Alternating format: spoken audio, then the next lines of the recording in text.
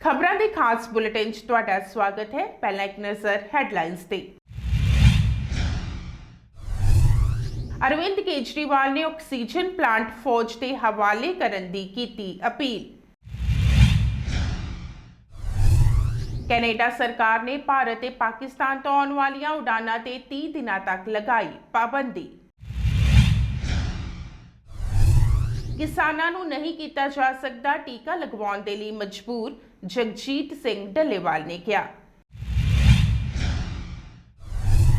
ਪੰਜਾਬ ਦੇ ਸਰਕਾਰੀ ਹਸਪਤਾਲਾਂ ਵਿੱਚ 18 ਸਾਲਾਂ ਤੋਂ ਵੱਧ ਉਮਰ ਦੇ ਵਿਅਕਤੀਆਂ ਨੂੰ ਲੱਗੇਗੀ ਮੁਫਤ ਵੈਕਸੀਨ। ਜੇ ਧਰਨਾ ਚੁਕਵਾਉਣ ਦੀ ਕੋਸ਼ਿਸ਼ ਕੀਤੀ ਤਾਂ ਸਰਕਾਰ ਨੂੰ 1 ਘੰਟੇ ਵਿੱਚ ਮਿਲੇਗਾ ਜਵਾਬ, ਰਾਕੇਸ਼ ਟਿਕੈਤ ਨੇ ਕਿਹਾ। ਕੋਟਕਪੁਰਾ ਤੇ ਬੈਬਲ ਕਲਾ ਗੋਲੀकांड ਵਿੱਚ ਨਵਜੋਤ ਸਿੱਧੂ ਨੇ ਇੱਕ ਵਾਰੀ ਫਿਰ ਸਾਧਿਆ ਸਰਕਾਰ ਤੇ ਨਿਸ਼ਾਨਾ। ਗੁਰਨਾਮ ਸਿੰਘ ਚੜੂਨੀ ਨੇ ਕਣਕ ਇਕੱਠੀ ਕਰਨ ਦੀ ਕੀਤੀ ਅਪੀਲ, ਲੰਬਾ ਚੱਲ ਸਕਦਾ ਹੈ ਅੰਦੋਲਨ। ਮੌਸਮ ਦੇ ਬਦਲੇ ਮਿਜਾਜ਼, ਕਿਸਾਨਾਂ ਦੀਆਂ ਵਧੀਆਂ ਪਰੇਸ਼ਾਨੀਆਂ। ਦਿੱਲੀ ਗੁਰਦੁਆਰਾ ਕਮੇਟੀ ਦੀਆਂ ਚੋਣਾਂ ਤੇ ਰੋਕ ਲਗਾਉਣ ਦੀ ਜਥੇਦਾਰ ਵੱਲੋਂ ਕੀਤੀ ਗਈ ਨਿੰਦਾ। ਹੁਣ ਖਬਰਾਂ ਵਿਸਥਾਰ ਨਾਲ। ਦਿੱਲੀ ਦੇ ਮੁੱਖ ਮੰਤਰੀ ਅਰਵਿੰਦ ਕੇਜਰੀਵਾਲ ਨੇ ਪ੍ਰਧਾਨ ਮੰਤਰੀ ਨਰਿੰਦਰ ਮੋਦੀ ਨੂੰ ਅਪੀਲ ਕੀਤੀ ਹੈ ਕਿ ਦੇਸ਼ ਦੇ ਆਕਸੀਜਨ ਪਲਾਂਟ ਨੂੰ ਕੰਟਰੋਲ ਵਿੱਚ ਲੈ ਕੇ ਫੌਜ ਨੂੰ ਸੌਂਪ ਦੇਣਾ ਚਾਹੀਦਾ ਹੈ ਤਾਂ ਕਿ ਸਾਰੇ ਰਾਜਾਂ ਨੂੰ ਆਕਸੀਜਨ ਤੁਰੰਤ ਮਿਲ ਸਕੇ। ਉਹਨਾਂ ਕਿਹਾ ਹੈ ਕਿ ਵੱਖ-ਵੱਖ ਰਾਜਾਂ ਵਿੱਚ ਆਕਸੀਜਨ ਦੀ ਕਮੀ ਹੈ, ਇਸ ਦੇ ਨਾਲ ਹੀ ਵੱਖ-ਵੱਖ ਰਾਜ ਇੱਕ ਦੂਜੇ ਦਾ ਸਹਿਯੋਗ ਨਹੀਂ ਕਰ ਰਹੇ ਨੇ। ਇਸ ਲਈ ਜ਼ਰੂਰੀ ਹੈ ਕਿ ਆਕਸੀਜਨ ਦੀ ਸਪਲਾਈ ਰਾਜਾਂ ਦੇ ਵਿੱਚ ਸਹੀ ਸਮੇਂ ਤੇ ਹੋਵੇ। ਉਹਨਾਂ ਕਿਹਾ ਹੈ ਕਿ ਦੇਸ਼ ਵਿੱਚ ਵੈਕਸੀਨ ਸਾਰਿਆਂ ਨੂੰ ਇੱਕੋ ਹੀ ਮੁੱਲ ਉੱਤੇ ਮਿਲਣੀ ਚਾਹੀਦੀ ਹੈ। डर लगता है कि ऑक्सीजन की कमी से कहीं कोई बड़ा हादसा न हो जाए। ईश्वर ना करे अगर ऑक्सीजन ना मिलने से कुछ अनहोनी हो गई तो हम सब कभी अपने आप को माफ नहीं कर पाएंगे। प्रधानमंत्री जी, कोरोना से देश को बचाने के लिए एक नेशनल प्लान बनना चाहिए। इस नेशनल प्लान के अंतर्गत देश के सभी ऑक्सीजन प्लांट्स को तुरंत आर्मी के जरिए केंद्र सरकार टेक ओवर करे। ऑक्सीजन प्लांट से निकलने वाले हर ट्रक के साथ एक आर्मी का एस्कॉर्ट व्हीकल रहेगा तो कोई उस ट्रक को फिर आगे रोक नहीं पाएगा। तो प्रधानमंत्री जी, सबसे पहले आपको धन्यवाद देता हूं कि केंद्र सरकार ने दिल्ली का ऑक्सीजन का कोटा बढ़ा दिया है। लेकिन सर, मैं आपसे हाथ जोड़ के प्रार्थना करता हूं कि इस बढ़े हुए ऑक्सीजन के कोटे को दिल्ली तक पहुंचाने में हमारी मदद करें। एक एस्टीमेट के हिसाब से दिल्ली को 700 टन ऑक्सीजन की ज़रूरत है। आपने हमारा कोटा 480 टन कर दिया, बहुत बहुत शुक्रिया। लेकिन पिछले 24 घंटों में इस बढ़ाए हुए 480 टन में से भी केवल 350 टन ऑक्सीजन दिल्ली पहुंच पाई है। प्रधानमंत्री जी, जब से ऑक्सीजन का संकट शुरू हुआ है मेरे फ़ोन बजते रहते हैं। कभी कोई अस्पताल कहता है कि 3 घंटे की ऑक्सीजन बची है, कभी कोई अस्पताल कहता है कि 2 घंटे की ऑक्सीजन बची है। हम कारण जानने की कोशिश करते हैं तो पता चलता है कि पीछे किसी राज्य ने दिल्ली के लिए ऑक्सीजन लाने वाले ट्रक को रोक रखा है। हमने मदद के लिए केंद्र सरकार में कुछ मंत्रियों को फ़ोन किए। शुरू में उन्होंने खूब सहयोग किया सर, लेकिन अब वो भी बेचारे थक गए हैं। सर, देश के संसाधनों पे तो 130 करोड़ लोगों का अधिकार है ना। अगर दिल्ली में ऑक्सीजन की फैक्ट्री नहीं है तो क्या दिल्ली के 2 करोड़ लोगों को ऑक्सीजन नहीं मिलेगी? जिस राज्य में ऑक्सीजन की फैक्ट्री है, क्या वो दिल्ली की ऑक्सीजन रोक सकते हैं? ऐसे में हम क्या करें? सर, मैं आपका बेहद शुक्रिया अदा करना चाहता हूँ कि आज आपने ये मीटिंग बुलाई है, बहुत सही समय पे ये मीटिंग बुलाई है। पर सर, मैं आज ये जानना चाहता हूँ कि अगर आज या कल या किसी भी टाइम हमारे दिल्ली के किसी अस्पताल में अगर 1 घंटे की, आधे घंटे की, 2 घंटे की ऑक्सीजन बच जाए और लोगों की मरने की नौबत आ जाए तो मैं फ़ोन उठा के केंद्र सरकार में किससे बात करूँ? सर, मैं ये जानना चाहता हूँ कि अगर कोई राज्य दिल्ली के कोटे की ऑक्सीजन का ट्रक रोक ले तो मैं फ़ोन उठा के किससे बात करूँ?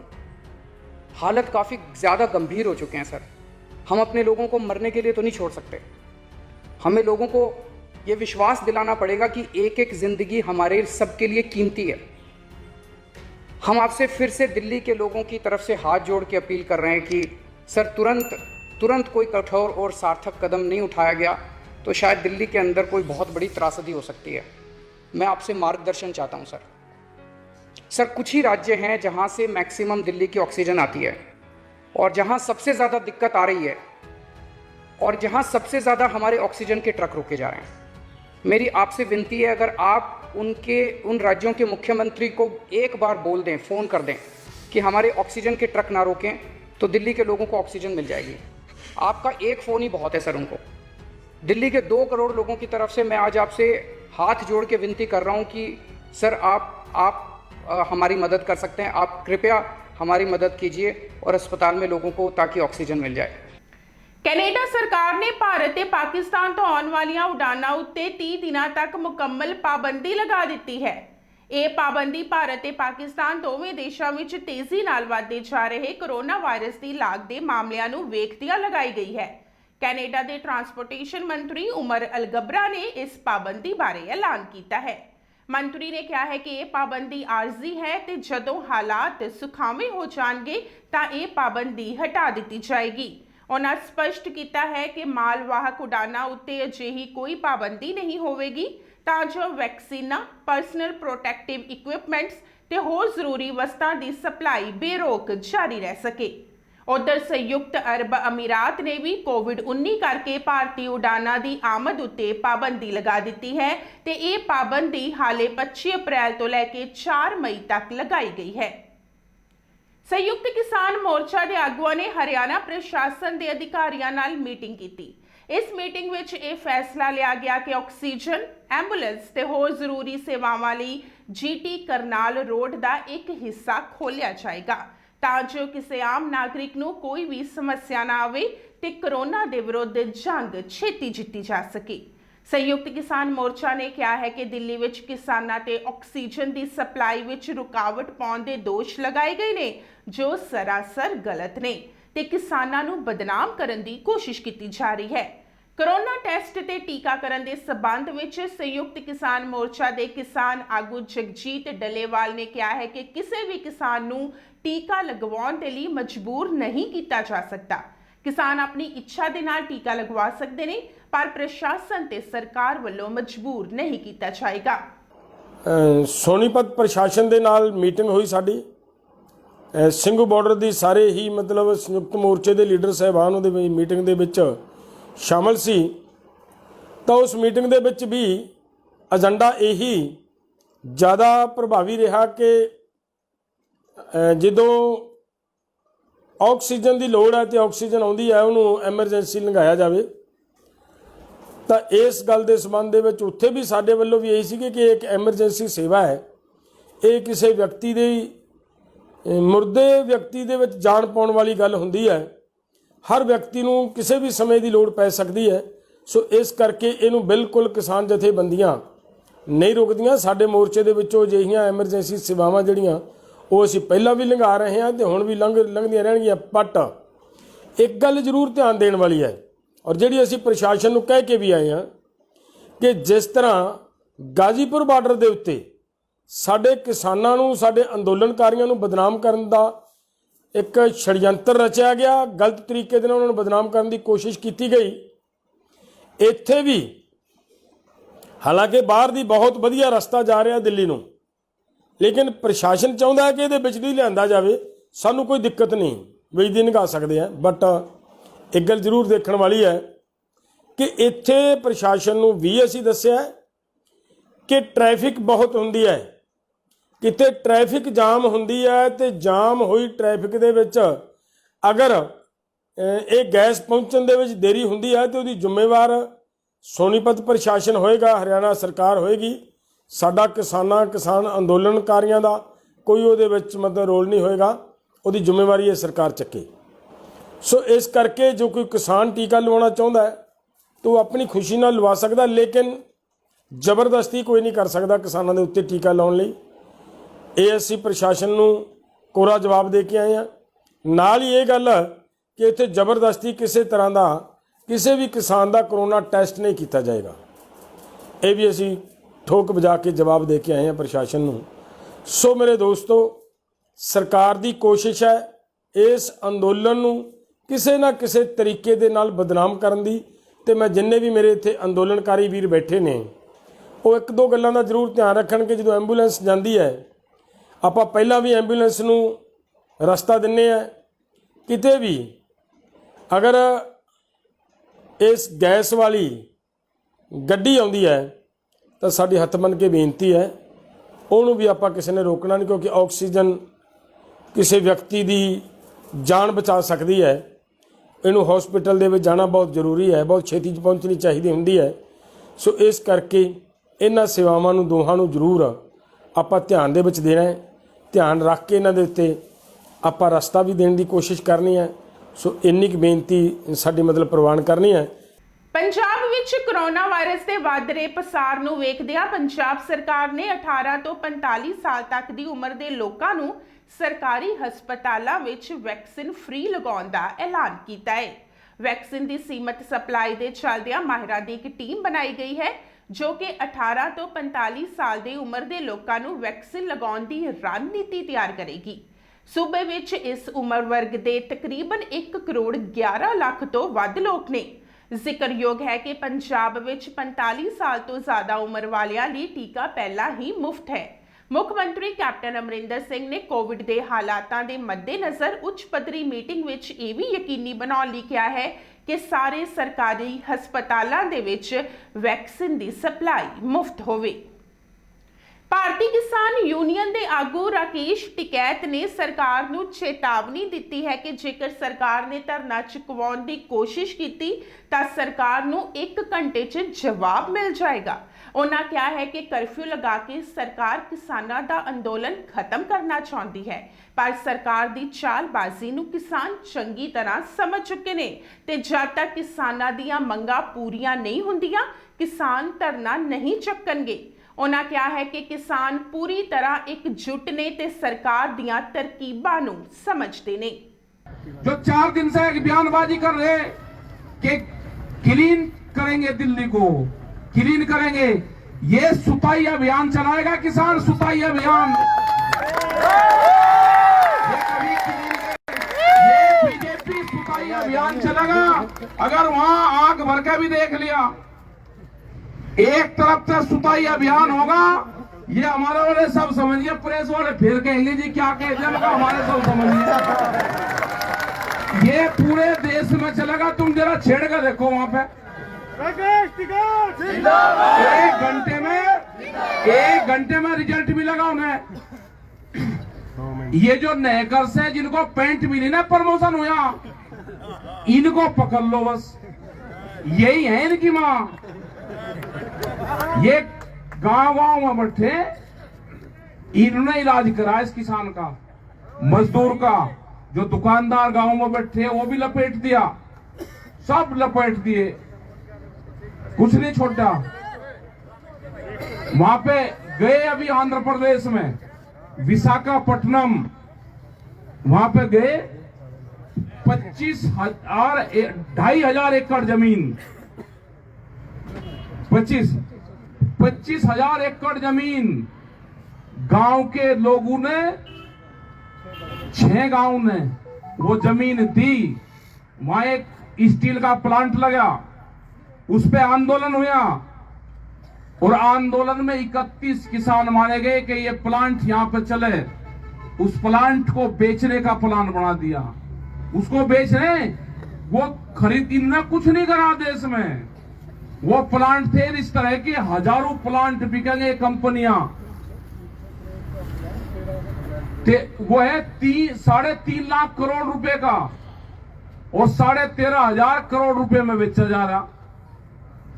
मतलब हमने देखा जब वहां पहाड़ी पर चढ़ के हमको दिखा उन्होंने, पूरा का पूरा समुद्र दिखता है, अडानी का पोर्ट है, बंदरगाह है, वहां अडानी को ही बेचा जाएगा। वो मतलब लूट मछली है, बिक थोड़ा रहा, लूट रे।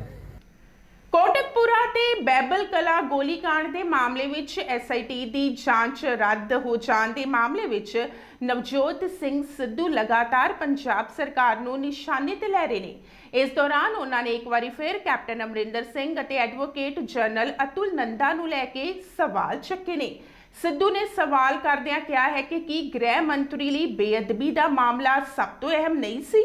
ਨਵਜੋਤ ਸਿੱਧੂ ਨੇ ਟਵੀਟ ਕੀਤਾ ਹੈ ਤੇ ਲਿਖਿਆ ਹੈ ਕਿ ਗ੍ਰਹਿ ਮੰਤਰੀ ਲਈ ਬੇਅਦਬੀ ਕੇਸ ਸਭ ਤੋਂ ਅਹਿਮ ਨਹੀਂ ਸੀ।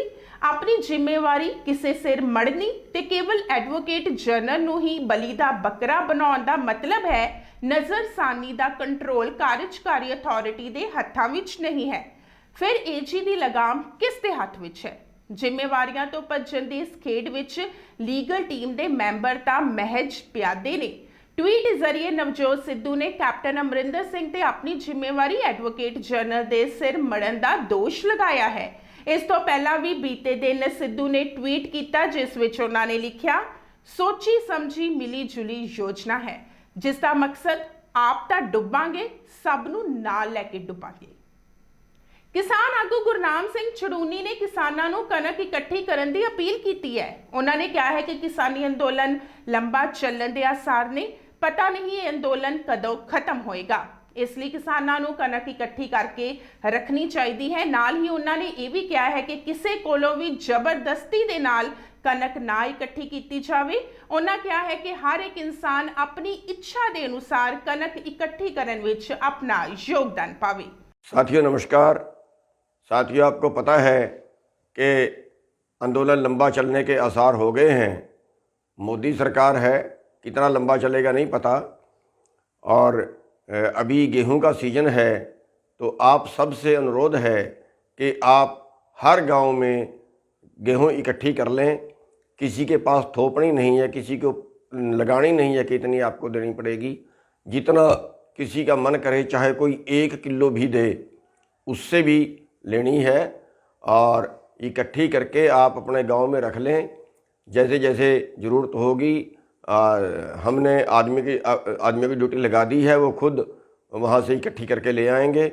आप अपने गांव में एक जगह पे इकट्ठी कर लें। और एक टेलीफोन नंबर है राकेश बैंस जी का, जिनकी ड्यूटी लगाई गई है 94 162 91 903। ये लिखकर भी आपके पास भेज दिया जाएगा जो ऊपर लिखा हुआ है। तो इस नंबर पे आप सूचना दे दें या व्हाट्सअप कर दें कि किसके पास है, कितनी है, वो व्हाट्सअप कर दें, वो आगे से कलेक्शन उसकी कर लेगा। तो आप सबसे बेनती है कि अपने अपने गांव में अभी जल्दी गेहूँ इकट्ठी कर लें क्योंकि सीजन समाप्त हो रहा है। आप सभी का बहुत बहुत धन्यवाद। ਪੰਜਾਬ ਵਿੱਚ ਮੌਸਮ ਦੇ ਮਿਜਾਜ਼ ਬਦਲ ਗਏ ਨੇ। ਸਵੇਰ ਤੋਂ ਹੀ ਹੋ ਰਹੀ ਬਾਰਿਸ਼ ਕਾਰਨ ਮੰਡੀਆਂ ਵਿੱਚ ਪਈ ਕਣਕ ਲਿਫਟਿੰਗ ਨਾ ਹੋਣ ਕਾਰਨ ਭਿੱਜਦੀ ਨਜ਼ਰ ਆਈ। ਮੰਡੀਆਂ ਵਿੱਚ ਖੁੱਲੇ ਅਸਮਾਨ ਹੇਠ ਕਿਸਾਨਾਂ ਦੀ ਪੁੱਤਾਂ ਵਾਂਗੂ ਪਾਲੀ ਫਸਲ ਪਈ ਹੈ। ਇਹ ਤਸਵੀਰਾਂ ਜੋ ਤੁਸੀਂ ਦੇਖ ਰਹੇ ਹੋ ਸੰਗਰੂਰ ਅਨਾਜ ਮੰਡੀ ਦੀਆਂ ਨੇ, ਜਿੱਥੇ ਚਾਰੇ ਪਾਸੇ ਬੋਰੀਆਂ ਨਜ਼ਰ ਆ ਰਹੀਆਂ ਨੇ ਪਰ ਉਚਿਤ ਪ੍ਰਬੰਧ ਨਾ ਹੋਣ ਕਾਰਨ ਬਾਰਿਸ਼ ਵਿੱਚ ਭਿੱਜ ਰਹੀਆਂ ਨੇ। ਇੱਕ ਪਾਸੇ ਕਿਸਾਨ ਦਿੱਲੀ ਦੀਆਂ ਸੜਕਾਂ ਦੇ ਉੱਤੇ ਆਪਣੇ ਹੱਕਾਂ ਦੇ ਲਈ ਪ੍ਰਦਰਸ਼ਨ ਕਰ ਰਹੇ ਨੇ ਤੇ ਦੂਜੇ ਪਾਸੇ ਕਿਸਾਨ ਮੌਸਮ ਦੀ ਮਾਰ ਚੱਲ ਰਹੇ ਨੇ। ਜ਼ਿਕਰਯੋਗ ਹੈ ਕਿ ਕਈ ਅਨਾਜ ਮੰਡੀਆਂ ਵਿੱਚ ਬਾਰਦਾਨੇ ਦੀ ਭਾਰੀ ਕਮੀ ਹੈ, ਜਿਸ ਕਾਰਨ ਵੀ ਕਿਸਾਨਾਂ ਨੂੰ ਪਰੇਸ਼ਾਨੀ ਦਾ ਸਾਹਮਣਾ ਕਰਨਾ ਪੈ ਰਿਹਾ ਹੈ ਤੇ ਹੁਣ ਬਦਲਦੇ ਮੌਸਮ ਨੇ ਕਿਸਾਨਾਂ ਦੀਆਂ ਪਰੇਸ਼ਾਨੀਆਂ ਵਧਾ ਦਿੱਤੀਆਂ ਨੇ। ਸ਼੍ਰੀ ਅਕਾਲ ਤਖਤ ਸਾਹਿਬ ਦੇ ਜਥੇਦਾਰ ਗਿਆਨੀ ਹਰਪ੍ਰੀਤ ਸਿੰਘ ਵੱਲੋਂ ਦਿੱਲੀ ਗੁਰਦੁਆਰਾ ਕਮੇਟੀ ਦੀਆਂ ਚੋਣਾਂ ਤੇ ਰੋਕ ਲਗਾਉਣ ਦੇ ਫੈਸਲੇ ਸੰਬੰਧੀ ਗੱਲਬਾਤ ਕਰਦਿਆਂ ਕਿਹਾ ਹੈ ਕਿ ਕੇਂਦਰ ਸਰਕਾਰ ਦਾ ਦੋਗਲਾ ਵਤੀਰਾ ਮੰਦਭਾਗਾ ਹੈ। ਜੇਕਰ ਸਰਕਾਰ ਦਿੱਲੀ ਗੁਰਦੁਆਰਾ ਕਮੇਟੀ ਦੀਆਂ ਚੋਣਾਂ ਤੇ ਪਾਬੰਦੀ ਲਗਾ ਰਹੀ ਹੈ ਤਾਂ ਫਿਰ ਉਸ ਨੂੰ ਬੰਗਾਲ ਦੇ ਇਲੈਕਸ਼ਨ ਤੇ ਵੀ ਰੋਕ ਲਗਾਉਣੀ ਚਾਹੀਦੀ ਹੈ। ਇੱਕੋ ਦੇਸ਼ ਵਿੱਚ ਦੋਹਰੀ ਨੀਤੀ ਨਹੀਂ ਅਪਣਾਉਣੀ ਚਾਹੀਦੀ। ਉਹਨਾਂ ਕਿਹਾ ਹੈ ਕਿ ਕਰੋਨਾ ਦੇ ਬਹਾਨੇ ਲੋਕਾਂ ਦਾ ਸ਼ੋਸ਼ਣ ਕਰਨਾ ਗਲਤ ਹੈ ਤੇ ਲੋਕਡਾਊਨ ਕਰੋਨਾ ਮਹਾਮਾਰੀ ਦਾ ਕੋਈ ਵੀ ਹੱਲ ਨਹੀਂ ਹੈ। ਉਹਨਾਂ ਕਿਹਾ ਹੈ ਕਿ ਬੀਤੇ ਸਾਲ ਕਰੋਨਾ ਮਹਾਮਾਰੀ ਦੇ ਕਾਰਨ ਲੱਗੇ ਲੋਕਡਾਊਨ ਕਾਰਨ ਲੋਕ ਤਬਾਹੀ ਦੀ ਕਗਾਰ ਤੇ ਨੇ ਤੇ ਹੁਣ ਸਰਕਾਰ ਫਿਰ ਤੋਂ ਲੋਕਡਾਊਨ ਲਗਾ ਕੇ ਲੋਕਾਂ ਨੂੰ ਪਰੇਸ਼ਾਨ ਕਰ ਰਹੀ ਹੈ। ਉਹਨਾਂ ਕਿਹਾ ਹੈ ਕਿ ਜੇਕਰ ਸਰਕਾਰ ਲੋਕਾਂ ਦੀ ਹਿਤੈਸ਼ੀ ਹੈ ਤਾਂ ਫਿਰ ਕਿਸਾਨੀ ਸੰਘਰਸ਼ ਨੂੰ ਲੈ ਕੇ ਦਿੱਲੀ ਸਰਹੱਦਾਂ ਤੇ ਬੈਠੇ ਕਿਸਾਨਾਂ ਦੀ ਸਾਰ ਕਿਉਂ ਨਹੀਂ ਲੈ ਰਹੀ। ਕਰੋਨਾ ਮਹਾਮਾਰੀ ਦਾ ਪ੍ਰਕੋਪ ਵੱਧ ਰਿਹਾ ਜੀ। ਕਈ ਰਾਜਾਂ 'ਚ ਲਾਕਡਾਊਨ ਲੱਗ ਗਿਆ। ਲਾਕਡਾਊਨ ਦੇ ਚੱਲਦਿਆਂ ਦਿੱਲੀ ਕਮੇਟੀ ਦੀਆਂ ਚੋਣਾਂ ਵੀ ਜਿਹੜੀਆਂ ਮੁਲਤਵੀ ਕਰ ਦਿੱਤੀਆਂ ਗਈਆਂ। ਦੇਖੋ, ਜੇ ਤਾਂ ਸਰਕਾਰ ਜਿਹੜੀ ਹੈ ਭਾਰਤ ਦੀ, ਉਹ ਬੰਗਾਲ ਦੇ ਇਲੈਕਸ਼ਨ ਵੀ ਜਿਹੜੀ ਆ ਉਹ ਰੱਦ ਕਰਦੀ ਹੈ, ਕੈਂਸਲ ਕਰਦੀ ਹੈ, ਤਾਂ ਮੈਂ ਸਮਝਦਾ ਕਿ ਜੇ ਦਿੱਲੀ ਦੇ ਇਲੈਕਸ਼ਨ ਰੱਦ ਕਰਤੇ ਕੋਈ ਗੱਲ ਨਹੀਂ ਹੈ। ਪਰ ਜੇ ਬੰਗਾਲ ਦੇ ਵਿੱਚ ਇਲੈਕਸ਼ਨ ਹੋ ਰਹੇ ਆ ਔਰ ਹੋਣੇ ਆ ਤੇ ਸਾਡੀ ਸਿੱਖ ਸੰਸਥਾ ਦੇ ਇਲੈਕਸ਼ਨਾਂ ਦੇ ਉੱਤੇ ਰੋਕ ਲੱਗ ਗਈ ਹੈ, ਫਿਰ ਇਹ ਠੀਕ ਨਹੀਂ। ਜੇ ਇਲੈਕਸ਼ਨ ਰੋਕਣੇ ਆ ਤੇ ਪੂਰੇ ਹਿੰਦੁਸਤਾਨ ਦੇ ਹੀ ਇਲੈਕਸ਼ਨ ਰੋਕੇ ਜਾਣੇ ਚਾਹੀਦੇ। ਕੁਝ ਪੰਜਾਬ 'ਚ ਕੁਝ ਵਪਾਰਕ ਅਦਾਰਿਆਂ ਨੂੰ ਬੰਦ ਕਰ ਦਿੱਤਾ ਗਿਆ, ਰੈਸਟੋਰੈਂਟ, ਜਿਮ, ਸਿਨੇਮਾ ਪਹਿਲਾਂ ਜਿਹੜਾ ਲਾਕਡਾਊਨ ਲੱਗਿਆ ਸੀ ਉਸ ਲਾਕਡਾਊਨ ਦੇ ਝੰਬੇ ਲੋਕ ਅਜੇ ਤੱਕ ਰਾਸ ਨਹੀਂ ਸੀ ਆਏ ਤੇ ਹੁਣ ਦੁਬਾਰਾ ਜਿਹੜਾ ਲਾਕਡਾਊਨ ਲੱਗਿਆ ਇਹਨੇ ਲੋਕਾਂ ਦੀ ਕਮਰ ਤੋੜ ਦੇਣੀ ਹੈ, ਆਰਥਿਕ ਤੌਰ ਦੇ ਉੱਤੇ ਬਰਬਾਦ ਕਰ ਦੇਣਾ। ਔਰ ਮੈਂ ਸਮਝਦਾ ਕਿ ਸਰਕਾਰਾਂ ਨੂੰ ਕੋਈ ਬਦਲ ਜਿਹੜਾ ਹੈ ਉਹ ਲੱਭਣਾ ਚਾਹੀਦਾ ਹੈ ਕਰੋਨਾ ਤੋਂ ਬਚਾਅ ਵਾਸਤੇ। ਲਾਕਡਾਊਨ ਜਿਹੜਾ ਹੈ ਇਹਦਾ ਹੱਲ ਨਹੀਂ ਹੈ। ਕਿਸਾਨੀ ਅੰਦੋਲਨ ਜਾਰੀ ਹੈ ਪਰ ਸਰਕਾਰ ਲਗਾਤਾਰ ਅਣਦੇਖੀ ਕਰ ਰਹੀ ਹੈ। ਨਹੀਂ ਕਰਨੀ ਚਾਹੀਦੀ ਸਰਕਾਰ ਨੂੰ ਅਣਦੇਖੀ, ਸਰਕਾਰ ਨੂੰ ਉਹਨਾਂ ਦੀ ਗੱਲ ਸੁਣਨੀ ਚਾਹੀਦੀ ਹੈ ਔਰ ਗੱਲਬਾਤ ਦੇ ਬਦਲ ਜਿਹੜੇ ਹੈ ਉਹ ਖੁੱਲ੍ਹੇ ਰਹਿਣੇ ਚਾਹੀਦੇ ਨੇ। ਔਰ ਚੰਗਾ ਹੈ ਕਿ ਸਰਕਾਰ ਕਿਸਾਨਾਂ ਨਾਲ ਗੱਲਬਾਤ ਕਰਨ ਦੇ ਲਈ ਪਹਿਲ ਕਦਮੀ ਕਰੇ। ਇਹ ਸਨ ਕੁਝ ਖਾਸ ਖਬਰਾਂ। ਨਵੀਆਂ ਖਬਰਾਂ ਲੈ ਕੇ ਫਿਰ ਤੋਂ ਹਾਜ਼ਰ ਹੋਵਾਂਗੇ। ਉਨੀ ਦੇਰ ਤੱਕ ਦਿਓ ਇਜਾਜ਼ਤ। ਧੰਨਵਾਦ।